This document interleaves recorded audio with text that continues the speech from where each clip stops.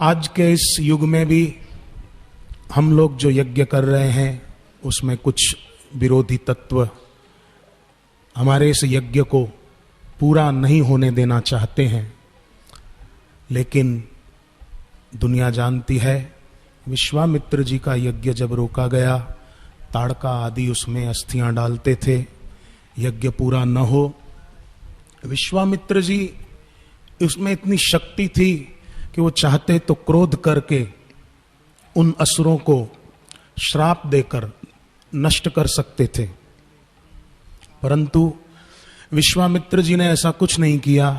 विश्वामित्र जी ने यज्ञ पूरा न होने पर यह विचार किया कि हरि बिनु मरहि न निशिचर पापी, ईश्वर के बिना इन निशिचरों का, इन राक्षसों का अंत नहीं होगा।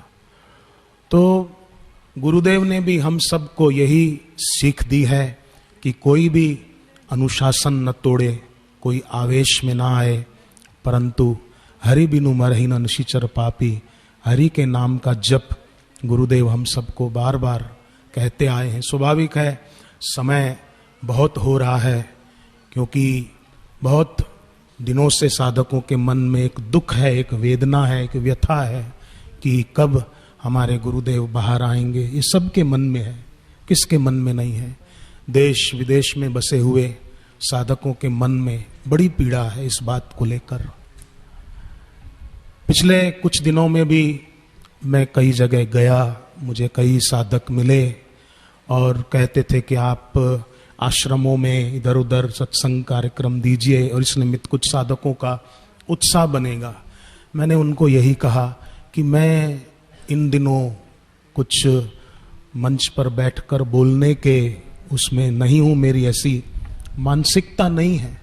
क्योंकि मैं दिल्ली के कार्यक्रम में भी मैंने कहा कि मुझे तो बोलना तभी सार्थक लगता है कि मैं बोल रहा हूँ और अचानक मेरा बोलना पूरा हुआ न हुआ कि बापू मंच पर आ गए और सबको दर्शन सत्संग का लाभ मिल गया। इसलिए कई जगह कई साधकों ने मुझे कहा कि आप आश्रम में आइए, सत्संग दीजिए। मैंने मना किया, मैंने कहा मुझसे नहीं होगा, मुझसे नहीं होगा। मैं यही वो दिन का इंतजार कर रहा हूं कि बस मैं बोल रहा हूं और बस मेरे बोलते बोलते अचानक बापू मंच पर आ गए और सबको गुरुदेव के दर्शन का लाभ मिल गया।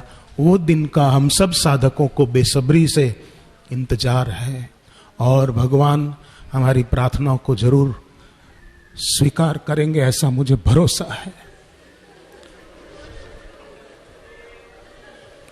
ईश्वर ने प्रहलाद की पुकार सुनी और बिल्ली के बच्चे जो मटके में पड़े रह गए थे और कुम्हार ने पता नहीं चला चारों तरफ निम्बाड़े में आग लगा दी और भगवान को पुकारा गया। बिल्ली के बच्चे, चारों तरफ आग लगी थी और बिल्ली के बच्चे बीच में मटके में थे, वो सब सुरक्षित निकले। ये कथा हमने बापू के मुख से सुनी है।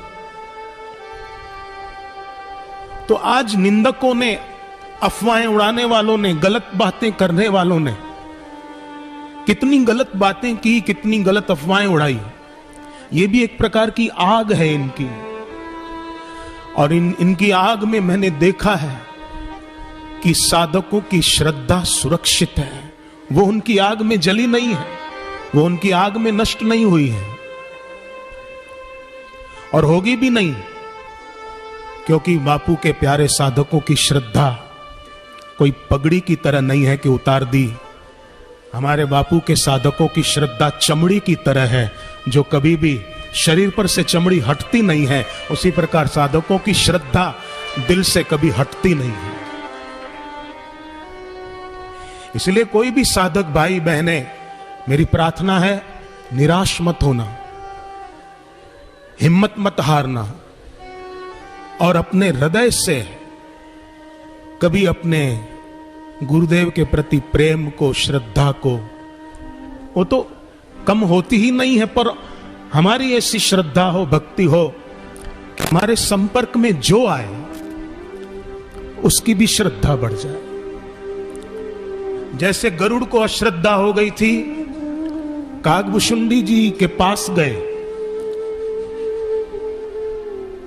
और कागभूषुंडी ने पूछा कि कैसे आना हुआ हे खगराज।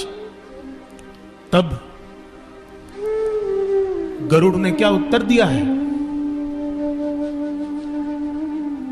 बहुत प्यारा उत्तर दिया है। मैं चाहूंगा आप और मैं, हम सभी साधक भाई बहनें इस मामले में कागभूषुंडी जी की तरह हो जाए। गरुड़ आए थे, उनके मन में संशय था, राम जी के प्रति अश्रद्धा हो गई थी।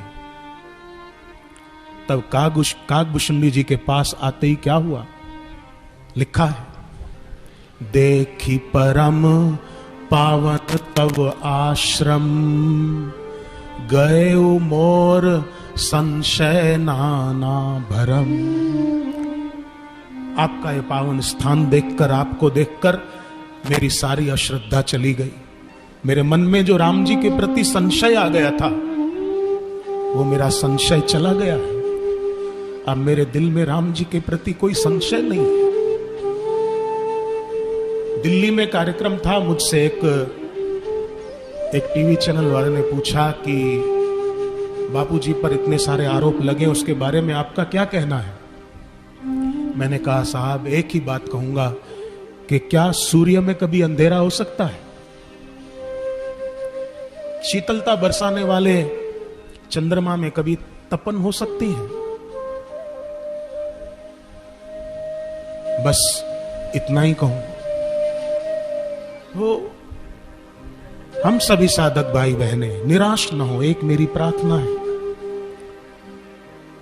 आवेश में भी नहीं आना है और अपनी सेवा से अपने को पीछे भी नहीं हटना है। हम सेवा करते हैं, कोई हम जो समझो सेवा में रुकावट डालता है तो हम उसको न देखें, हम देखें और दूसरे साधक भाई बहनें जो उत्साह के साथ सेवा में लगे हुए हैं,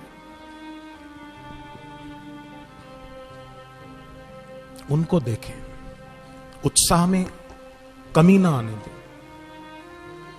सत्संगों में कई बार आपने सुना है कि भगीरथ राजा के दादा अंशुमान, वो गंगा को धरती पर लाने के लिए तप करने बैठे और तप करते करते दुनिया से चले गए, गंगा धरती पर नहीं आई। फिर उनके पुत्र तपस्या करने लगे कि गंगा धरती पर आए, पर तप करते करते वो भी दुनिया से विदा हो गए, गंगा धरती पर नहीं आई। फिर उसके बाद भगीरथ राजा ने ये निराशा का विचार नहीं किया कि मेरे दादा तप करते करते चले गए, मेरे पिताजी तप करते करते चले गए और गंगा धरती पर नहीं आई, तो मेरे तप करने से गंगा धरती पर क्या आ जाएगी? ये निराशा का विचार भगीरथ राजा ने न करके भगीरथ ने यह विचार किया कि मेरे दादा ने जो रास्ता अपनाया था, मेरे पिताजी ने जो रास्ता अपनाया था, मैं मेरे पूर्वजों का रास्ता कैसे छोड़ दूं? अरे राम जी को नागपाश में बांध लिया गया था तो नहीं, हनुमान जी, नारद जी, गरुड़ जी सेवा में लग गए थे। उन्होंने ये थोड़ी सोचा कि ये तो भगवान है, अपने आप नागपाश से छूट जाएंगे, अपन कौन होते हैं कुछ करने वाले इनके लिए। परंतु